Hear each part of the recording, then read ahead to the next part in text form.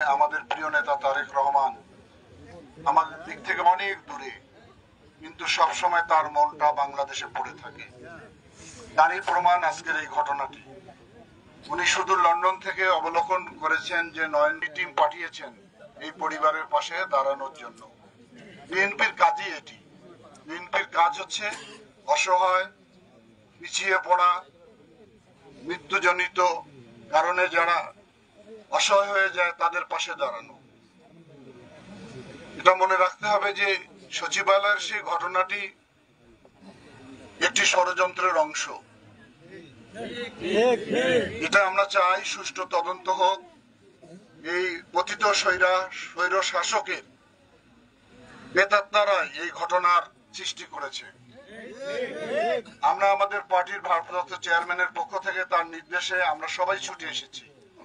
এই অসহায় পরিবারের প্রতি বিএনপি পরিবার যেমন পাশে থাকবে, আমি গ্রামবাসীকে আবেদন জানাবো আপনারাও পাশে থাকবেন, তাদেরকে সাহস জুগিয়েবেন, তারা যেন আগামী দিনে সঠিকভাবে পরিচালিত হতে পারে। কথা আর বাড়াতে চাই না। আমরা একটি ক্লান্তিক সময় অতিক্রম করছি। নানান ষড়যন্ত্রের ভিতরে বাংলাদেশ পরিচালিত হচ্ছে। সকল ষড়যন্ত্রের বেড়াজাল ছিন্ন করে বাংলাদেশে যদি একটি গণতান্ত্রিক একটি রাজনৈতিক সরকার আমরা প্রতিষ্ঠা করতে পারি, সে ব্যাপারে সবাই আমাদেরকে সহযোগিতা করবেন। ধন্যবাদ সবাইকে। আজকের এই হৃদয় বিদারক যে ঘটনা, সোহানুর রহমান নয়ন, আমি মনে করি সে দেশের স্বার্থে নিজের জীবন উৎসর্গ করেছে, সে শহীদ হয়েছে। এটি একটি স্বাভাবিক মৃত্যু নয়, বরং তার যে মৃত্যুর যে মর্যাদা, এটা শহীদের মর্যাদা। কারণ 9তলা ভবনের 4-5টি মিনিস্ট্রির সমস্ত গুরুত্বপূর্ণ ফাইল এবং অন্যান্য আসবাবপত্র ব্যাপক অগ্নি প্রজ্বলনের মধ্যে পড়ে পুড়ে ছাই ফেলেছে। নুরু ভাই বলেছেন গভীর ষড়যন্ত্র।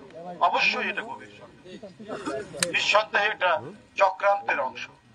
আপনারা জানেন শেখ হাসিনা সরকারের একজন প্রধান আমলা সচিব, মুখ্য সচিব ক্যাবিনেট সেক্রেটারি অনেক টাকা পাচার করেছে। তার ফাইলটি ছিল যেগুলো পুড়ে গেছে, যে ফাইলগুলো, সেই ফাইলের মধ্যে। এটাকে তো আমরা বিচ্ছিন্ন বলে মনে করছি না। অনেক গুরুত্বপূর্ণ নথি পুড়ে গেছে তার মধ্যে। এবং যারা এই অগ্নি প্রজ্বলন, অগ্নিকুণ্ডলী নিবানোর জন্য নিজের জীবন বাজি রেখে সেদিন ফাইট করেছে, যুদ্ধ করেছে আগুন নেভানোর জন্য, তার মধ্যে একজন সোহানুর রহমান নয়ন। আর সে এই যুদ্ধ করতে গিয়ে নিজের জীবন দিয়েছে।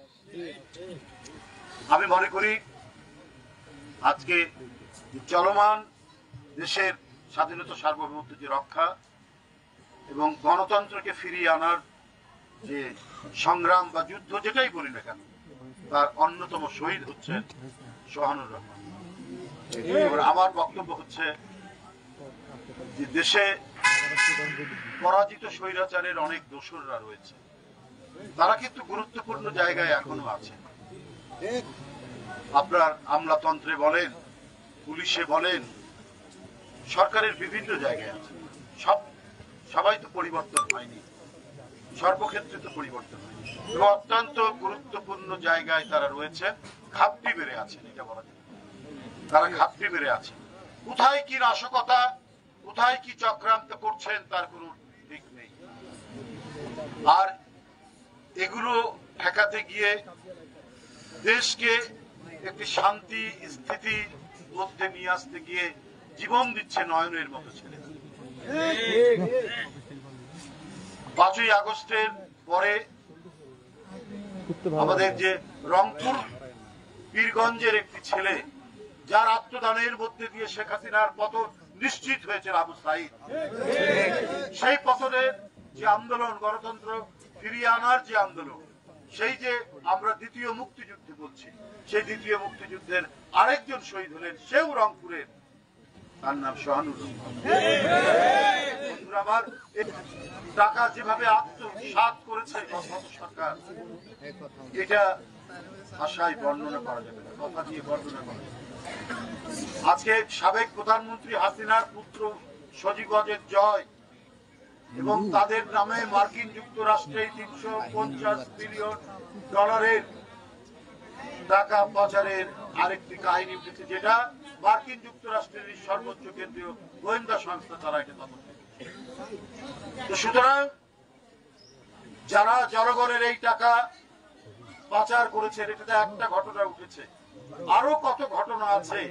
সেই ঘটনাগুলো চাপা দেওয়ার জন্যই 9 তলা ভবনের কয়েকটি মিনিস্ট্রি, আপনার স্থানীয় সরকার, রাস্তা, রোড, ডাক এবং এগুলোর গুরুত্বপূর্ণ ফাইল দিয়ে দেওয়া। এর মধ্যে যে কত করাপশন, কত দুর্নীতি, কত হাজার হাজার কোটি টাকা পাচার আপনার আলোর মুখ দেখতে না পারে, সেই কারণেই এই চক্রান্ত, এই ষড়যন্ত্র করা হয়েছে। সুতরাং আমাদের সামনে অনেক কাজ বাকি আছে। আমরা যদি গণতন্ত্রকে একটি স্থায়ী রূপ দেই, আমরা যদি আমাদের স্বাধীনতা সার্বভৌমত্ব রক্ষা করতে পারি, তাহলেই এই দেশটি টিকবে, এদেশের মানুষের নাগরিক স্বাধীনতা নিশ্চিত হবে। পার্শ্ববর্তী দেশ থেকে দেখেন, গোটা পৃথিবীর সমস্ত দেশ রাষ্ট্রনায়করা তারা শেখ হাসিনার এই পতন এবং নতুন যে একটা গণতন্ত্রের সম্ভাবনার জন্য তারা এদেশের গণতন্ত্রকামী আন্দোলনরত যারা শহীদ হয়েছেন এবং যারা সংগ্রাম করেছেন, আহত হয়েছেন, প্রত্যেকের প্রতি তারা সংহতি জানিয়েছে। কিন্তু একটি দেশ শুধু জানাতে দ্বিধা করছে, তাদের মনে খুব দুঃখ লেগেছে, সেটা হচ্ছে পার্শ্ববর্তী একটি দেশ। তারা শেখ হাসিনাকে রাখার জন্য নানা ধরনের চক্রান্ত, এবং তারা বলছে যে বাংলাদেশে সংখ্যালঘু নিপীড়ন হচ্ছে, নির্যাতন হচ্ছে, মানে নতুন একটা বয়ান তৈরি করে শেখ হাসিনা যে চোর, শেখ হাসিনা যে টাকা পাচারকারী, শেখ হাসিনার দোসররা যে গোটা দেশটাকে লুটপাট করেছে, বিভিন্ন মেগা প্রজেক্টের নামে গোটা জাতিকে দুর্নীতির অতল তলে তলিয়ে দিয়েছে, এই কথাগুলো না বলে তার মতো একটি জঘন্য লুটেরাকে বাংলাদেশে আবার প্রতিষ্ঠিত করার জন্য তারা প্রচেষ্টা করছে। আর এই চালাতে গিয়ে আজকে নয়নরা জীবন দিচ্ছে, দেশটাকে রক্ষা করার জন্য জীবন দিচ্ছে, আগুন নিবারণের জন্য জীবন দিচ্ছে। তাহলে আমরা দেশের মানুষ কার পক্ষে থাকবে? তো ন্যায়ের পক্ষে, সত্যের পক্ষে। আমরা অন্তর্বর্তীকালীন সরকার আন্দোলনের ফসল, কিন্তু তাদেরকেও আমরা বলি, দেখুন, শুধুমাত্র একটা শোক বাণী দিয়ে কোনো কিছু হবে না। নয়ন মারা গেছে, সে যে পেশাদারিত্বের যে দারুণ দৃষ্টান্ত স্থাপন করেছে, সেখানে শুধুমাত্র শোক প্রস্তাব, উপদেষ্টা পরিষদ শুধু শোক প্রস্তাব দিলে হবে না। তার পরিবারকে বাঁচানোর জন্য, তার আর কোনো সন্তান নেই, এই পরিবারকে বাঁচানোর জন্য যথোপযুক্ত ব্যবস্থা গ্রহণ করার আমরা আজকে এই জায়গা থেকে, এই অবস্থা মিডিয়ার সামনে আমরা দাবি করছি। আজকে আমরা বিএনপির ভারপ্রাপ্ত চেয়ারম্যানের নির্দেশে এখানে আমরা ছুটে এসেছি। আমরা তার শোক এবং সমবেদনা নিয়ে তার পরিবারকে আমরা জানিয়ে গেছি, সমবেদনা। কিন্তু এই পরিবার যাতে দুমুঠো খেয়ে বাঁচতে পারে, সেই ব্যবস্থা এই সরকারকে নিতে হবে। এখন তার মাত্র একটি মেয়ে আছে, সেই মেয়েটি শিক্ষিত মেয়ে, সে মাস্টার্সে পড়ছে, তার শিক্ষা অনুযায়ী উপযুক্ত একটা যাতে চাকরি সে পেতে পারে, এই ব্যবস্থাটা করবে হচ্ছে সরকার। কেউ বলি আমরা 1 মাস সময় দিচ্ছি সরকারকে, এই পরিবারের ওই মেয়েটিকে চাকরি দেওয়ার ব্যবস্থা করবেন। সরকার যদি এই ক্ষেত্রে গরিবসী করে, আমরা কথা দিচ্ছি আপনাদের সামনে, আমরা তো একটি রাজনৈতিক দল, আমরা ক্ষমতায় নেই, কমপক্ষে 3 বেলা 2 মুঠো খেয়ে বাঁচতে পারে, সেই ব্যবস্থা, সেই ধরনের একটি ব্যবস্থা করবেন। কারণ সে সরকারি দায়িত্ব পালন করতে গিয়ে সে জীবন দিয়েছে। সরকার আজকে চারিদিকে যে অব্যবস্থাপনা, এটা তো জনগণ প্রত্যাশা করেনি। জনগণ তো আপনাদেরকে মনে করে বিপ্লবের সরকার, আন্দোলনের সরকার, আবু সাইদের রক্তের বিনিময়ের সরকার। সেই সরকার থাকতে আজকে ট্রাক চাপা দেবে মানুষকে, আজকে পেঁয়াজের দাম বাড়তে থাকবে হু হু করে, আজকে সোনালী মুরগি প্রতিদিন তার দাম বাড়ছে, 320 টাকা থেকে 350 টাকা হয়েছে ঢাকায়। এটা তো মানুষ প্রত্যাশা করেনি। তখন শেখ হাসিনার আমল সিন্ডিকেট হয়েছে, মাফিয়া হয়েছে, তারা জিনিসপত্রের দাম বৃদ্ধি করেছে, তারা নিত্য পণ্যের দাম বৃদ্ধি করেছে। আজকে কেন আলুর দাম বৃদ্ধি পাবে? আমরা 2023 সাল পর্যন্ত বাংলাদেশ কখনো আলু আমদানি করেনি ভারতের কাছ থেকে। আজকে কেন আপনার আমদানি করা হচ্ছে আলু? গত বছর থেকে শুরু করেছে শেখ হাসিনার আমলে যা হয়েছে, এখন কেন সেটা হবে? সেই পরিস্থিতি কেন এখন থাকবে?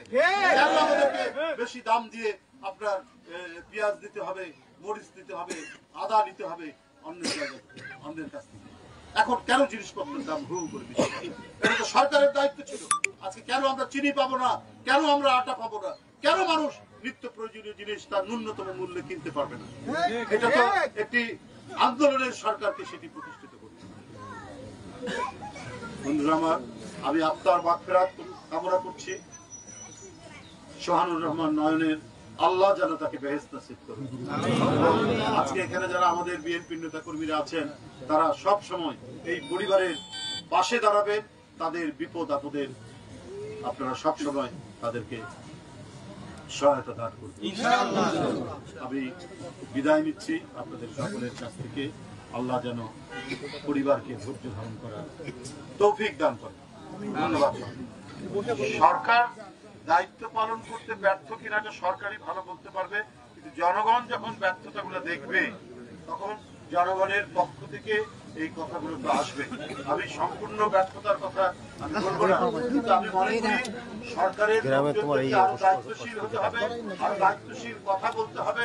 সরকার এমন কোনো কথা বলবে না যেখানে গণতান্ত্রিক শক্তির মধ্যে কোনো বিভাজন থাকে। এটাই হলো আমার ধন্যবাদ।